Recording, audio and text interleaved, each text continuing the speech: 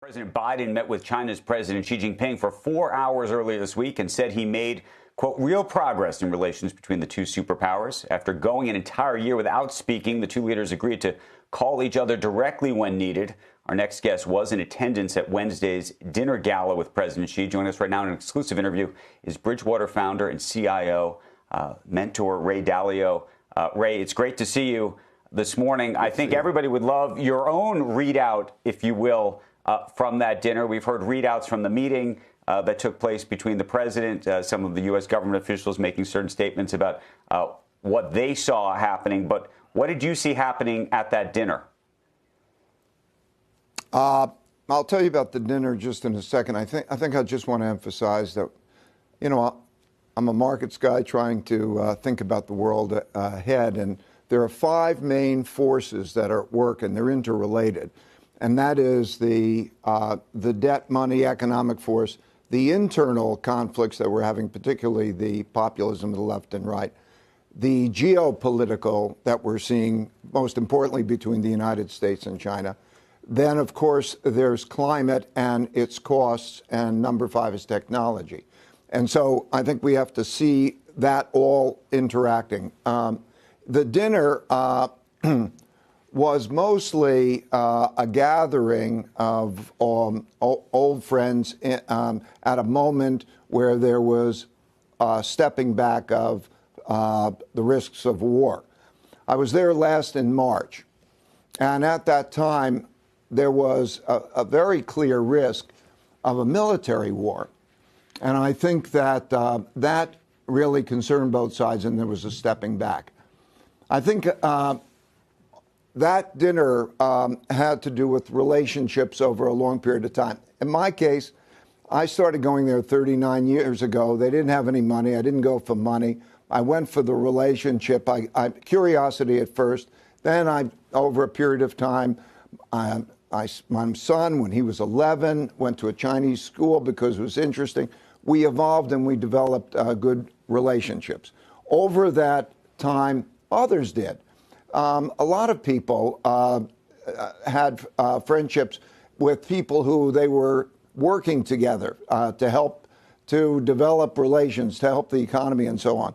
So it was sort of a gathering of Chinese and Americans who knew each other, and there was an element of warmth and an element of relief that there was a stepping back from the bad risks of war. Right. Nobody wants war, right? Nobody wants war, Ray. Let me ask you this, and I want to get to monetary policy and interest rates and how you're thinking about it. And I know you've been thinking deeply and writing about some new perspectives on where we are right now. But in terms of the military risk, one of the conundrums appears to be, and it came out a little bit in the readout between the meeting that the president had with President Xi, meaning President Biden and President Xi, was that there still was very much on the table China's ambition to take over Taiwan. Maybe not by military force, but some other way. And there's a big question about what the U.S. would do if that were to happen. What do you think the risks are that does happen now? And I don't know what kind of time frame we're now talking about, but also what Western companies and multinational businesses that do business in China would ultimately have to do if that were the case. What I'm trying to share with you is a perspective, to some extent the Chinese perspective, that there's a good back and forth. But to some extent, Taiwan was promised at the end of World War II to be returned to China, and everybody agreed on that. During 1895, the Japanese came in, took Taiwan. At the end of World War II, it was given back, and everybody agreed that there's one China, and Taiwan's part of China.